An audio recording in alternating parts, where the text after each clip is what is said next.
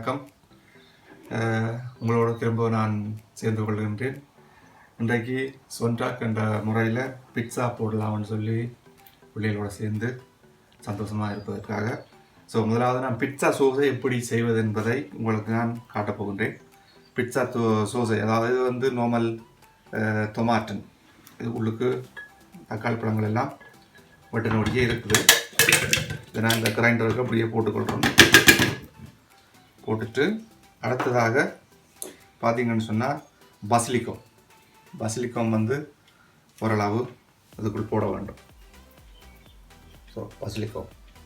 அடுத்ததாக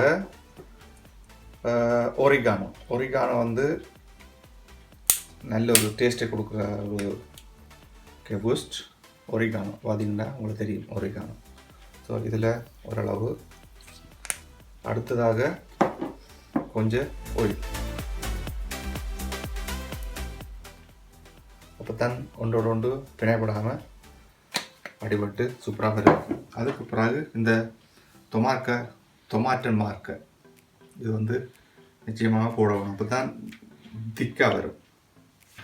ஓகே, குளத்தையும் போட்ட பிற்பாடு வேற நான் மிக்சியில் போட்டு அடிக்க போகின்றேன். மீண்டும் சந்திப்போம். நான் மிக்சியை ஆன் பண்ணுறேன்.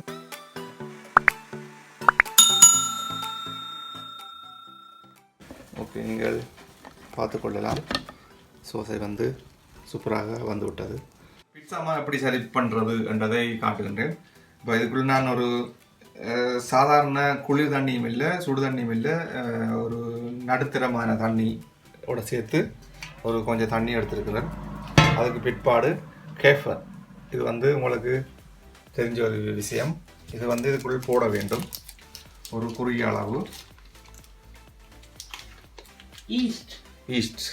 ஈஸ்ட்னு சொல்லுவார், இவ்வளோ போட்டு விட்டேன். அதுக்கு பிற்பாடு சீனி அரை லூஃபில். உப்பு கூட போட வேணும். என்னென்னு சொன்னால் மாவோட சேர்க்கும் பொழுது அதோட டேஸ்ட் வந்து மாறப்பட்டுரும்.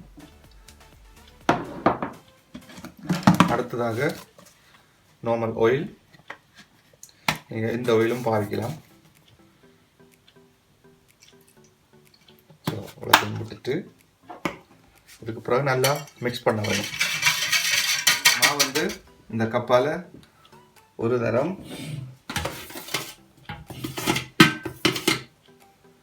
2 தரம்,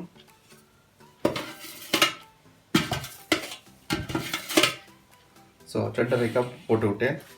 இனி காணாவிட்டால் சேர்க்க வேண்டும். இதை நான் வடிவாக குழைக்க வேண்டும்.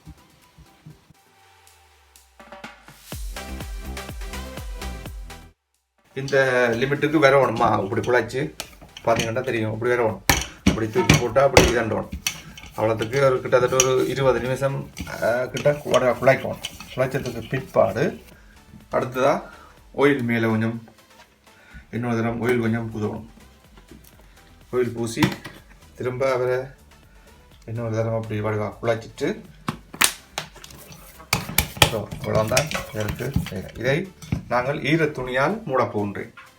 மூடிட்டு நீங்கள் பிரிட்ஜிலும் வைக்கலாம் அல்லது நோமல் இடத்திலும் வைக்கலாம், பிரச்சனை இல்லை.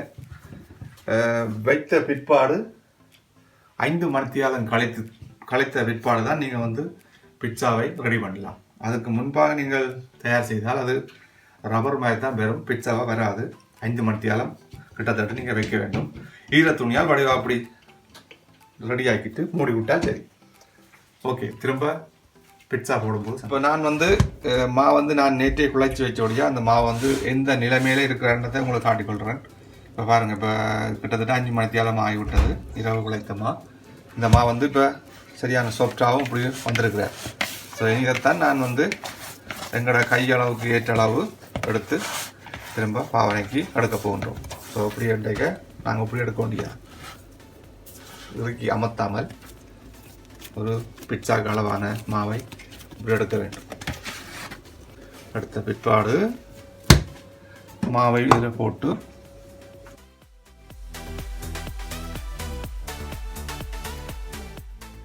இந்த கை வந்து சும்மா அந்த மாதிரி சுத்தம்.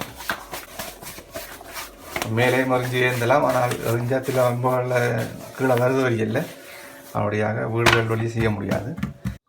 ஓகே, இந்த தட்டில் லைட்டாக ஒயில பூசிட்டு இப்போ வந்து அந்த பிச்சா தாய்க்கு வந்து இதுக்குள் போட்டு இப்படி மாவு வந்து இப்படி எடுக்க இதாக வரும். அந்த மாவு வந்து நல்லபடியாக குலைவற்றிருக்கிறது என்று சொல்லலாம். விரல்களால் இப்படி எல்லா பக்கமும் வேகிற தன்மை கூடும். அதில் இப்படி போட்டுட்டு ஓகே, இப்போ நான் டொமாட்டோ சோஸையை போட்டுக்கொள்கிறேன். நிறைய போட தேவையில்லை, என்று சொன்னால் நிறைய போட்டால் அது வந்து டேஸ்ட் அவ்வளோத்துக்கு நல்லா இருக்காது. அப்போ இதற்கு ஒரு மாதிரியான டேஸ்ட்டாக இருக்கும். ஸோ இவ்வளவு பூசினால் போதும்.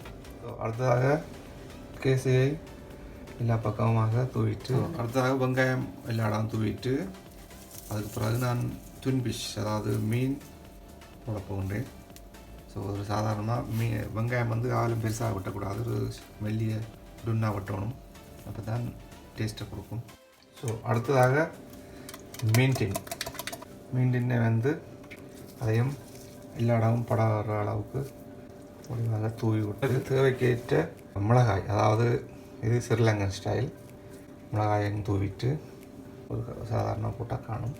இந்த கேஸை தான் முழுக்க டேஸ்ட்டை கொடுக்குறது. அதாவது மொச்சரெல்லாம் எழுதியிருப்பார்கள். இதில் பார்த்தீங்கன்னா இங்கே பார்த்தீங்கன்னா தெரியும். இதுக்கு மேலே தூவல். ஓகே, இது வக்கோஃபனில் வைக்க போகின்றோம். 250 கிராடில் நிற்கிது. மேலேயும் கிளையும் வேகிற தன்மையில் அந்த பட்டியில் விட்டுருக்கு. இவரை நான் இந்த வக்கோனுக்கு இறக்க போகின்றேன். சரியான நடு விட்டையில் வைக்க வேணும். ஸோ அப்படி வச்சுட்டு மூடி போட்டு ஒரு 10 நிமிஷம் கழிச்சு ஓகே, பீட்சா வந்து வெந்து விட்டது. இனி நான் வந்து வெளியில் எடுத்து போகின்றேன். பாருங்கள் எப்படி இருக்குண்டு.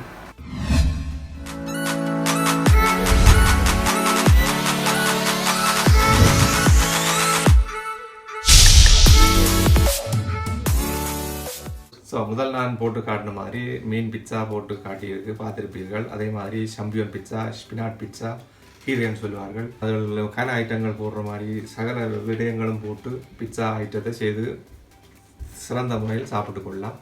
இதுக்கு எளிய ஒரே ஒரு வழி, நல்ல வடிவாக செய்ய தெரிந்தால் என்னுடைய ரெசிபியை பாருங்கள், சூப்பராக வரும். நன்றி.